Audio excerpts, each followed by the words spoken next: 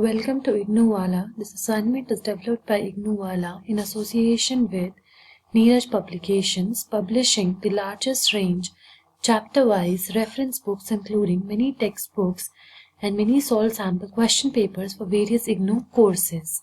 So let us begin with the assignment BPSC 134 अंतर्राष्ट्रीय संबंध का परिचय। निम्न वर्णात्मक श्रेणी प्रश्नों के उत्तर लगभग 500 शब्दों में दीजिए। प्रत्येक प्रश्न 20 अंकों का है। तो पहला प्रश्न है, अंतर्राष्ट्रीय राजनीति में क्षेत्रवाद के विभिन्न स्वरूपों का समालोचनात्मक परीक्षण कीजिए। तो वैश्विक जो राजनीति है उसमें क्षेत्रवाद एक भौगोलिक क्षेत्र के देशों द्वारा सैन्य गतिविधि, राजनीतिक, आर्थिक और सामाजिक सांस्कृतिक वार्तालाप जैसे सहज राज्य कार्यों के विभिन्न क्षेत्रों में अत्यधिक सहयोग तथा समर्थन प्राप्त करने के प्रयत्नों को दर्शाता है। जो वैश्विक राजनीति है उसमें जो एरिया वाइज जो डिस्ट्रीब्यूशन है वो क्यों है, क्योंकि जो ज्योग्राफिकल एरिया है उसके हिसाब से और हर देश की सैन्य गतिविधि, राजनीतिक, आर्थिक और ये सब चीजें क्या है, अलग अलग हैं। इसी वजह से राज्य के कार्यों के विभिन्न क्षेत्रों में अत्यधिक सहयोग तथा समर्थन प्राप्त करने के प्रयत्नों को दर्शाता है। क्षेत्रवाद द्वितीय विश्व युद्ध के बाद ही अंतर्राष्ट्रीय राजनीति की एक प्रमुख विशेषता बना रहा है। जब फर्स्ट वर्ल्ड वॉर हुआ था उसके बाद से ही क्षेत्रवाद एक एक प्रमुख विशेषता था। बाद में साम्यवाद के भय, महाशक्तियों के पारस्परिक अविश्वास, संभावित युद्ध या युद्ध से सुरक्षा या तथा संयुक्त राष्ट्र संघ में शीत युद्ध आदि के क्षेत्रवाद के उदय और विकास के में महत्वपूर्ण योगदान दिया। जो साम्यवाद ने क्या किया, बाद में बहुत योगदान दिया इन सब चीजों में। जैसे दोनों देशों के बीच में आपस में अविश्वास था, तो उस अविश्वास को कम करने का भी काम किया साम्यवाद ने। 1945 के बाद निर्मित सैनिक संधि संगठन जैसे नाटो, सेंटो, सीटो, वार्सा पैक्ट आदि संगठन सैनिक सहयोग के उदाहरण है। ये सब क्या है, जो मिलिट्री हेल्प से हम लोगों ने क्या बनाए हैं, जो पीस के संगठन बनाए गए हैं। राजनीतिक क्षेत्रवाद सामंजस्यपूर्ण सामूहिक छवि उत्पन्न करने और क्षेत्र के भीतर और बाहर दोनों में ज्यादा से ज्यादा राजनीतिक प्रभाव पैदा करने के लिए लोकतांत्रिक सरकार, व्यक्तिगत स्वतंत्रता, उदार दृष्टिकोण आदि जैसे राजनीतिक मूल्यों की रक्षा और समेकन करना चाहता है। क्षेत्रीयता का यह रूप विचारधारा को और अपने संगठनों की भौगोलिक स्थिति के बावजूद एक सबसे निश्चित राजनीतिक मूल्य प्रणाली के प्रति वचनबद्धता से प्रेरित हो सकता है। उत्तर अटलांटिक संधि संगठन और वार्सा संधि रणनीतिक क्षेत्र के सबसे प्रमुख उदाहरण हैं। जो ये संधियां हुई थी, जैसे कहते हैं ट्रीटीज ऑफ पीस, तो ये क्या हुआ, उत्तर अटलांटिक संधि संगठन और वार्सा संधि रणनीतिक क्षेत्र जो पॉलिसीज होती हैं, जो पॉलिसी क्षेत्र के सबसे बड़े उदाहरण है, रणनीतिक क्षेत्र के सबसे बड़े उदाहरण है। फिर आता है प्रश्न 2 हमारे पास, अंतर्राष्ट्रीय संबंधों के अध्ययन के लिए उदारवादी दृष्टिकोण की व्याख्या कीजिए। उदारवाद वह विचारधारा है जिसके तहत मनुष्य को विवेकशील प्राणी मानते हुए सामाजिक संस्थाओं की सूझबूझ और सामूहिक प्रयास का परिणाम माना जाता है। लॉस्की के अनुसार जो उदारवाद है, उदारवाद की व्याख्या करना अथवा उसकी कोई सरल सी परिभाषा देना कोई सरल कार्य नहीं है। उदारवाद को बहुत अच्छी तरीके से समझा नहीं सकते हैं, बहुत ही डिफिकल्ट सा टास्क है ये इसको समझाना, क्योंकि वो एक समूह मात्र नहीं है, वह एक मानव के सोचने की प्रवृत्ति का परिचायक भी है। उदारवाद के अंदर प्रमुख विषय है अन्योन्याश्रय उदारवाद। इसमें क्या है कि जो पारस्परिक रूप से उत्पादक और आर्थिक संबंधों पर बल देता है। फिर आता है लोकतांत्रिक उदारवाद। उसमें क्या है, लोकतांत्रिक शांति का सिद्धांत है कि उदार लोकतांत्रिक राज्यों के मध्य लगभग कभी भी युद्ध नहीं हुआ है और आपस में विवाद भी बहुत कम है। और आता है उदार संस्थावाद। उदार संस्थावादी स्वयं को हॉब्स और लॉक के सामाजिक समझौता सिद्धांत का श्रेय प्रदान करते हैं। जो उसका सोसाइटल जो समझौता था उसके सिद्धांत का श्रेय खुद को देते हैं। सामाजिक समझौता सिद्धांतकारों का मानना है कि समाज के स्वरूप को बर्बर और अराजक होने से रोकने के लिए एक बाहरी संप्रभु शक्ति की जरूरत होती है। हमें बाहर से एक अलग से एक गाइडेंस चाहिए होती है, ताकि हम जो बर्बर और जो रूड और क्रूएल जो समाज हो उससे रोकने के लिए हमें बाहर के लिए एक शक्ति की जरूरत होती है। फिर आता है वैश्वीकरण के दौर में राष्ट्र राज्य की भूमिका की चर्चा कीजिए। समकालीन अंतर्राष्ट्रीय व्यवस्था स्थानीय, क्षेत्रीय तथा विश्व स्तरीय आज भी मूल रूप से प्रभुता संपन्न राष्ट्र राज्यों के बीच अंतर क्रियाओं की व्यवस्थाएं भी बनी हुई है।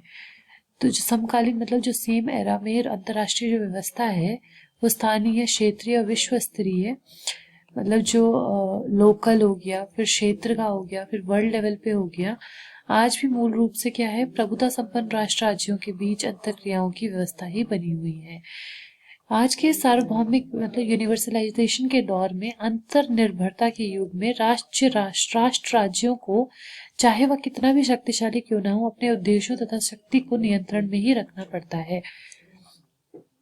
मतलब आज का यूनिवर्सलाइजेशन है उसमें भी अंतर निर्भरता है, मतलब जो आपस में निर्भरता है उसके बाद भी जो राष्ट्र है और राज्य है उन दोनों को आप क्या करना पड़ता है, कितना भी शक्तिशाली कोई भी राष्ट्र हो अपने उद्देश्यों और शक्ति को हमेशा नियंत्रण में ही रखना पड़ता है। इसके अतिरिक्त क्या होता है, समकालीन राज्यों की प्रभुसत्ता को विश्व जनमत, अंतर्राष्ट्रीय नैतिकता,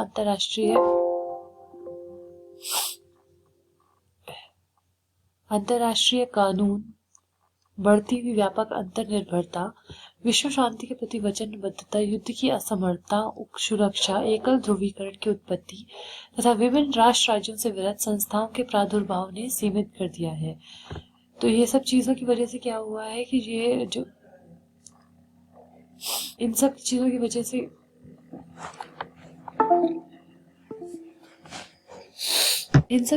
से क्या हो रहा है कि जो राष्ट्र की निर्भरता है ना बहुत सी चीजों पे वो क्या हो रही है, बढ़ गई है। तीसरे विश्व युद्ध के देशों की आर्थिक निर्भरता बढ़ी है। इस प्रकार अंतर्राष्ट्रीय संबंधों में राष्ट्र राज्यों की भूमिका बहुत परिवर्तित हो गई है और इस प्रक्रिया ने अंतर्राष्ट्रीय संबंधों का स्वरूप ही बदल दिया है। यथार्थवाद के महत्वपूर्ण सिद्धांतों का वर्णन कीजिए। अब आता है मतलब जो यथार्थवाद है, जो जिसे कहते हैं रियलिज्म। मानवीय स्वभाव के वस्तुनिष्ठ कानूनों पर आधारित राजनीतिक सिद्धांत। राजनीतिक यथार्थवाद का विश्वास है कि सामान्यतः समाज की भांति राजनीति भी उन यथार्थवाद तथा वस्तुपूरक नियमों से अनुशासित होती है जो मानव प्रकृति में निहित है। मतलब वो उनका कहना है कि जो पॉलिटिकल रियलिज्म है तो वो जो कहता है कि सोसाइटी की भांति, मतलब जो सोसाइटी है उसी की तरह क्या होता है, पॉलिटिक्स में भी क्या होता है, जो ह्यूमन टेंडेंसी है जो मानव की प्रकृति में निहित है वैसे ही राजनीति भी चलती है। चूंकि सिद्धांत ने यह सत्य को यथार्थ एवं बौद्धिक माना है, अतः सत्य का प्रमाण द्वारा समर्थित एवं बुद्धि द्वारा ग्राह्य होना भी आवश्यक है। उसने क्या किया, यथार्थ मतलब किसको माना है, ट्रूथ को ही रियल और इंटेलेक्चुअल माना है।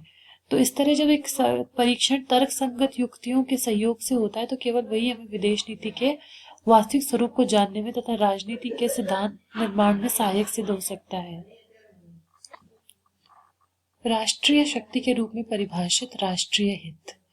अंतर्राष्ट्रीय राजनीति का यथार्थवादी सिद्धांत यह परवाह नहीं करता कि क्या नैतिक है, क्या अनैतिक है, क्या हो रहा है और क्या होना चाहिए। वह तो केवल उन्हीं संभावना की ओर ध्यान देता है जो कि किसी राष्ट्र विशेष ने काल और स्थान को कि किसी ठोस परिस्थितियों के अंतर्गत आती है। जो इंटरनेशनल जो पॉलिटिक्स है उसका जो रियलिज्म का सिद्धांत है वो ये बात की परवाह भी नहीं करता है कि क्या मतलब सही है और क्या गलत है और क्या होना चाहिए और क्या हो रहा है। वो केवल इन पॉसिबिलिटीज की तरफ ध्यान देता है जो किसी नेशन ने विशेष मतलब किसी भी मतलब इम्पोर्टेंट या फिर मतलब इमरजेंसी सिचुएशन में किस तरीके से क्या काम होना चाहिए। फिर आता है हित सदैव परिवर्तनीय है। अब आता है अमूर्त नैतिक नियम राजनीति पर लागू नहीं किए जा सकते। फिर पांचवा है हमारे पास विश्व व राष्ट्र के नैतिक नियम अलग अलग होते हैं। मतलब सार्वभौमिक यूनिवर्सलाइजेशन के लिए जो नैतिक मूल्यों से वो अलग माना जाता है और यूनिवर्सलाइजेशन का मतलब जो कानून है वो प्रत्येक देश के लिए अवश्य ही मतलब यूजफुल होगा या सही नहीं है। यह भी संभव है कि उसके लिए अलग परिणाम उत्पन्न हो जाए। फिर आता है अंतर्राष्ट्रीय राजनीति की स्वायत्तता, मतलब अपने पे डिपेंडेंसी। फिर मूलभूत मान्यताएं हैं राष्ट्रीय हितों की सिद्धि, प्रभाव का विस्तार। सिद्धांत का जो मेन विश्लेषण करते हैं हम वो मानवीय व्यवहार पर आधारित है, शक्ति की प्राप्ति के लिए हमेशा प्रयास है और नैतिकता विहीन नहीं है।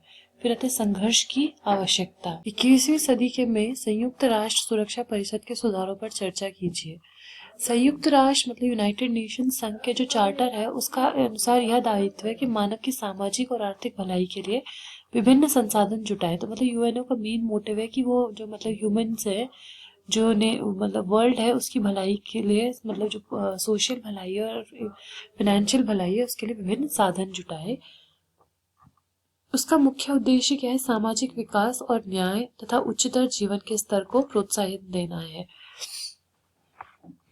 विकास के आधारभूत कार्यक्रमों में विभिन्न देशों की सरकारों को प्राकृतिक संसाधनों के उपयोग को अधिकतम बनाने के लिए परिवहन सुरक्षा, भूमि सुधार, सामुदायिक विकास आदि कार्यक्रमों में संयुक्त राष्ट्र द्वारा सहायता प्रदान की जा रही है। 2000 में अपने सहस्राब्दी शिखर सम्मेलन में आए सदस्यों ने संयुक्त राष्ट्र के भविष्य के कार्य के लिए व्यापक लक्ष्य तय किए थे, जिसमें 2015 तक पहुंचने के लिए 8 समय सीमा और औसत श्रेणी के लक्ष्यों को सम्मिलित किया गया था। मतलब इसके लिए क्या क्या चीजें थी? सार्वभौमिक प्राथमिकता थी, शिक्षा प्राप्त कराना मतलब एजुकेशन, लैंगिक समानता मतलब कि जो जेंडर इक्वालिटी है, और विमेन एम्पावरमेंट महिलाओं के सशक्तिकरण और बाल मृत्यु दर को कम करना, मातृ स्वास्थ्य में वृद्धि, HIV, मलेरिया और अन्य बीमारियों का सामना करना।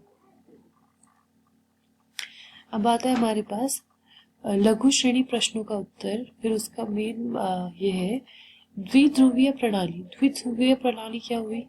अनेक स्तरों पर दूसरे राज्यों के विषयों को प्रभावित करने और शक्ति के वितरण के लिए राज्यों की शक्ति के आधार पर अंतर्राष्ट्रीय विविधता को ध्रुवीयता की दृष्टि से परिभाषित किया जा सकता है। इस व्यवस्था में क्या है? यह व्यवस्था दो राज्य या गुट वैश्विक मामलों, मुद्दों और एवं संबंधों को प्रभावित करती है। मतलब जो वर्ल्ड के जो इश्यूज हैं उनको टारगेट करती है, मुद्दों पे काम करती है, वैश्विक मुद्दों पे।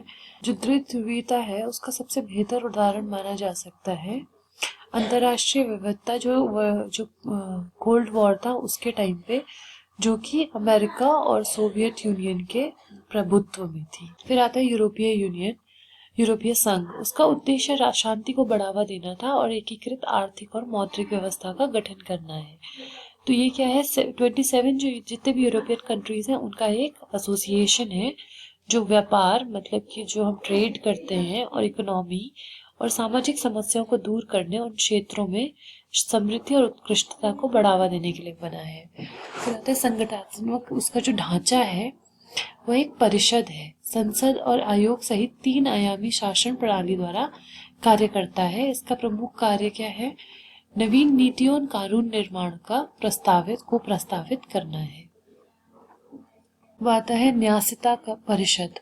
जो ट्रस्टशिप काउंसिल है यूनाइटेड नेशंस की, उनमें से एक ट्रस्ट के क्षेत्र में प्रशासन की निगरानी के लिए इसको स्थापित किया गया है, क्योंकि वे उपनिवेशों से जो कंट्रीज हैं वो संप्रभु राष्ट्रों में परिवर्तित हो गए। न्यास परिषद के 5 सदस्यों में सुरक्षा परिषद के स्थायी सदस्य ही शामिल होते हैं। इसमें क्या होता है? 1 नवंबर 1994 को न्यास परिषद ने अपने कार्य औपचारिक रूप से निलंबित कर दिए थे। फिर भी न्यास परिषद का विघटन नहीं किया। विघटन मतलब तोड़ा नहीं गया उसको।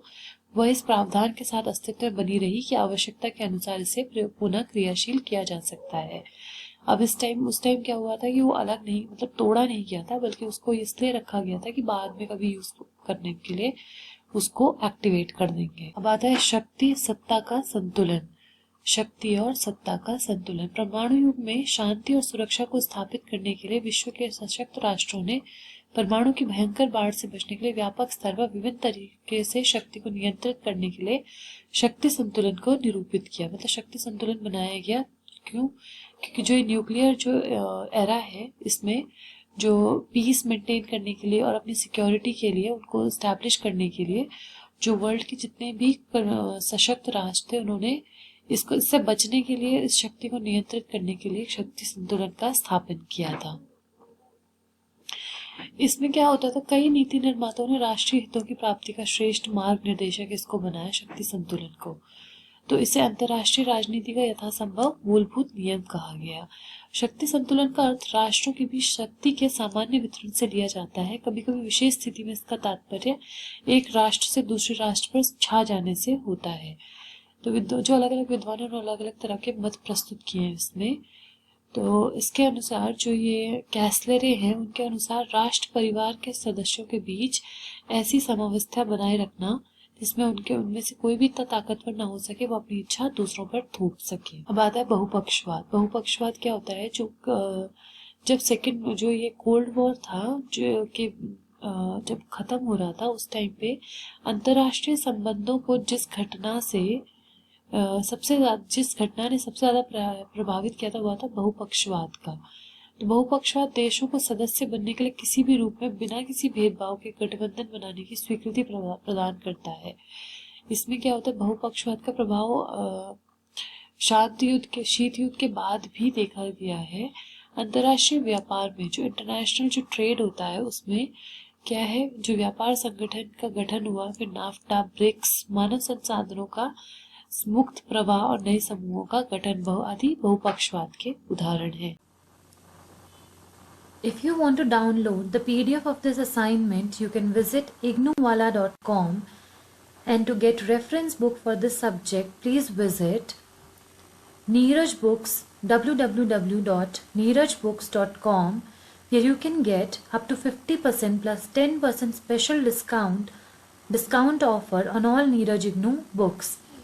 For more updates and information related to IGNOU, please subscribe and also comment below if you have any feedback and which assignment do you want to see next. Thank you for watching.